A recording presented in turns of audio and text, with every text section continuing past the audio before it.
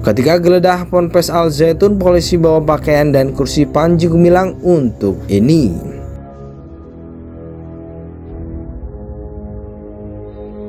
Saudara-saudara, telah saya berikan informasi. Dan selanjutnya nanti kami minta jalan supaya bisa pulang. Iya.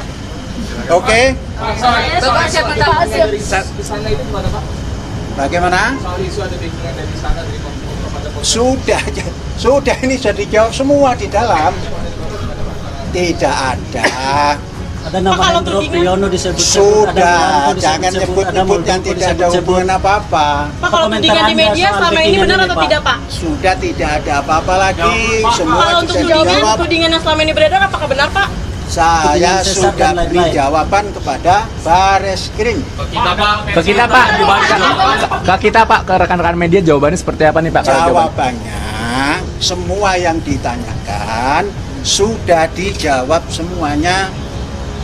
Jadi kalau saya sampaikan, nanti saudara-saudara tanya ke sana kemari lagi. Percayalah. Itu makanya Bapak sampaikan ke kita Pak. Dan kita yang nyambungin. percayalah bahwa saya sudah memberikan jawaban dengan baik. Bersama bahwa telah ditemukan bukti permulaan cukup untuk meningkatkan penyelidikan menjadi penyidikan atas perkara yang pertama, tindak pidana pencucian uang dengan tindak pidana asal, hiasan, dan tindak pidana penggelapan. Yang kedua, diputuskan oleh dalam gelar perkara berkas perkara korupsi, ya, dana bos yang menjadi berkas kedua. Profesionalitas, akuntabilitas ya dalam proses penanganan perkara ini.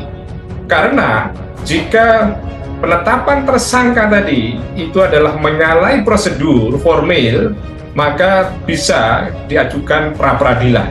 Maka tentunya untuk mencegah adanya pra-peradilan, peluang pra-peradilan, maka harus jelas tahapan-tahapan dilakukannya. Kata Sayyidina Umar bin Khattab, ya, Sayyidina Umar bin Khattab diriwayatkan oleh Imam Ad-Darimi dalam As-Sunnah, yahdimul Islam thalathun. Islam itu akan dirobohkan oleh 3 orang. Siapa? Yang pertama, zallatul alim, terpelesetnya orang alim. Apa pentingnya membangun masjid gitu mewah? Seharusnya seorang pemimpin itu memfikirkan manusianya, bukan masjid yang diperbesar. Apakah Islam itu cuma hanya mau pamer masjid? Yang kanan kiri itu kemiskinan. Ini melahirkan generasi gagal.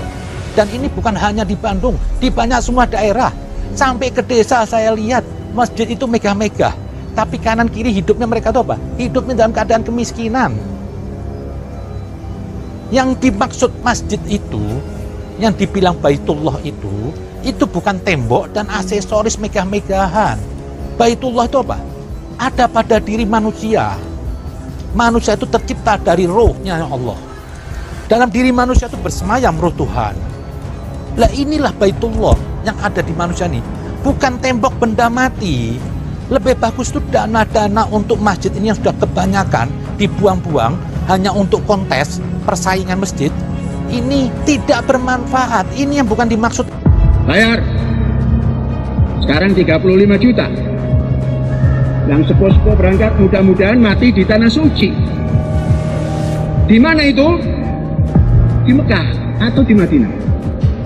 Tahu anak-anakku, orang yang mati di Mekah dilonjorkan saja bro, tidak ada tanda. Mau yang begitu kok?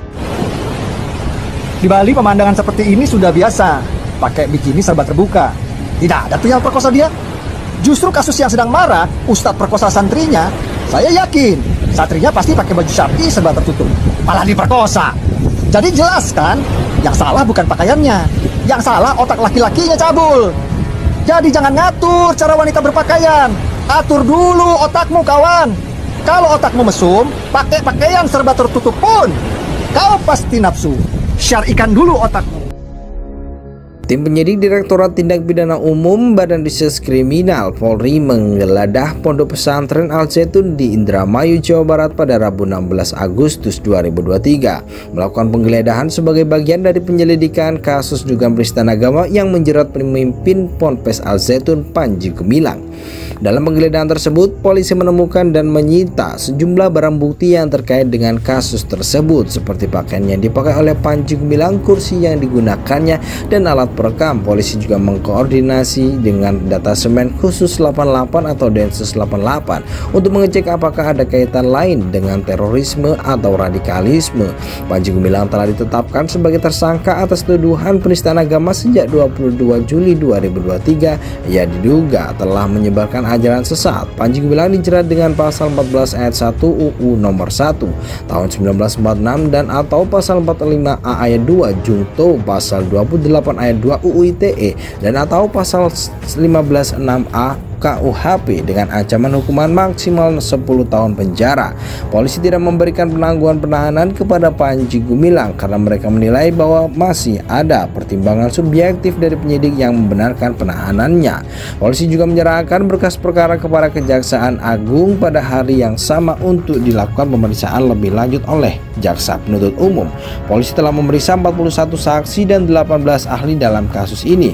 Polisi juga mengungkapkan bahwa mereka telah menemukan indikasi tindak pidana pencucian uang dan korupsi yang melibatkan dana Panji Gumilang. Setelah melakukan gelar perkara pada hari yang sama, polisi mengatakan bahwa mereka akan meningkatkan kasus-kasus tersebut ke tingkat penyidikan segera.